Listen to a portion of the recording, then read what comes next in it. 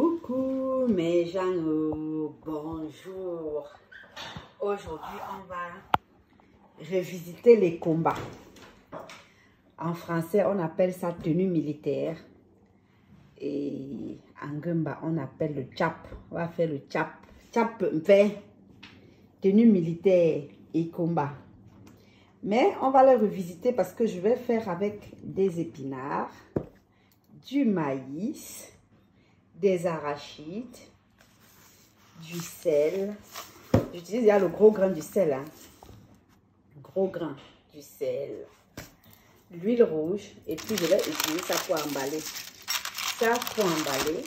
Et ça pour bien serrer. Pour que ça serre bien. Pour que ce soit vraiment le fait qu'on casse pour manger. Donc voilà, je vais écraser les arachides. Après, je vais chauffer l'huile. Après, je vais mixer ça et puis je vais mélanger dans une terrine avant de mettre les épinards. Je vais mettre ça au micro-ondes et ça va se décongeler. Après, je vais enlever tout l'eau parce que les épinards contiennent beaucoup d'eau en fait. Donc, je vais enlever tout l'eau des épinards et voilà, je vais mélanger dans la terrine où il y aura déjà ça mixé. Et je vais mettre les arachides, je vais tourner avant de chauffer un peu de l'huile, la villageoise. J'adore la villageoise, hein. Ça c'est une très bonne marque, ça fait bien la sauce jaune. Donc ça rougit bien les nourritures quoi en fait. Ça donne vraiment le... Comme on ne mange plus de l'huile, tu mets juste un peu, ça devient rouge. Et ça jaunit la sauce jaune avec un peu de carotte dans l'eau. C'est une pub, hein. Que la villageoise me paye. Que la villageoise me contacte parce qu'elle fait sa pub. Bon, on verra tout à l'heure. Bisous.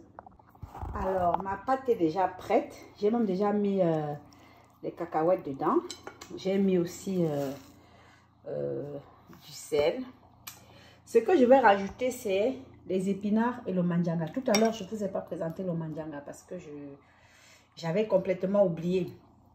Donc, voilà, j'ai mis la pâte d'arachide dedans, je vais bien la tourner. L'huile aussi, elle est déjà un peu chaude et je mets un tout petit peu d'huile. Hein.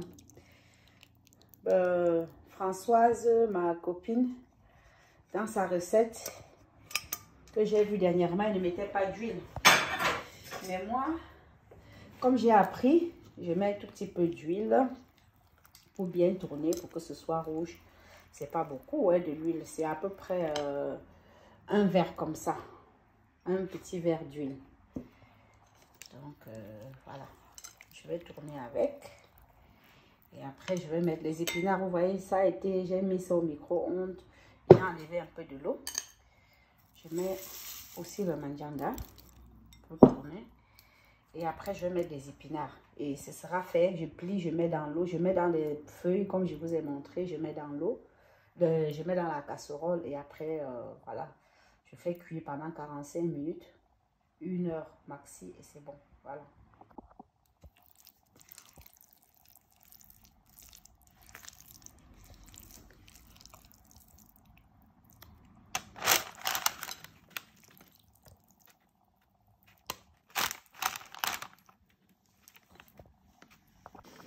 Coucou. Ben voilà.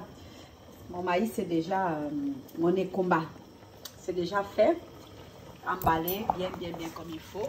Maintenant, moi, j'ai opté pour faire dans la casserole. Et pour faire dans la casserole, j'ai opté pour ça. Bon, comme je n'avais pas beaucoup de boîte de lait, j'ai trouvé une astuce pour faire avec le papier, le truc aluminium où on met le poisson braisé là. Ça, c'est pour que ça cuit sur comment on appelle ça? La cuisson sous vapeur, pour que ça cuise sous vapeur. Moi, j'ai opté comme le village. Normalement, j'ai un four. Hein. J'ai un four spécial pour faire ça. Mais bon, je fais les légumes dans le four. Ici, j'aime bien faire mes choses comme au village. Je veux pas de surprise. Vous voyez, non? Donc, je mets un peu, je cuis ça vraiment comme au village. Le four moderne, c'est pour des choses comme des légumes et tout ça là. Moi je connais pas vraiment, donc ça, je peux pas dire que je connais pas, j'ai jamais essayé, je veux même pas l'essayer. Mais voilà, je fais ça comme au village et puis on va cuire pendant 1 heure 1 heure, oui, à une bonne heure. Et ce sera cuit. Donc, merci ma copine Françoise de me donner l'idée. Tu m'as donné l'idée, comme c'est fait chez toi. Moi, j'essaie de faire comme c'est chez moi. Avec de l'huile, des écrevisses. Et ce que j'ai mangé chez toi, c'était les combats avec les arachides. Donc, en plus, j'ai mis des manjangas, des épinards et puis de l'huile. Donc, voilà. Merci beaucoup de m'avoir suivi et à la prochaine, non, et à tout à l'heure quand ce sera prêt. Je vous montrerai le résultat. À tantôt. Alors, on revient vers le résultat final de notre tenue militaire et combat. Regardons ce que ça donne. Ah, miam, miam, miam, miam, miam. J'ai hâte.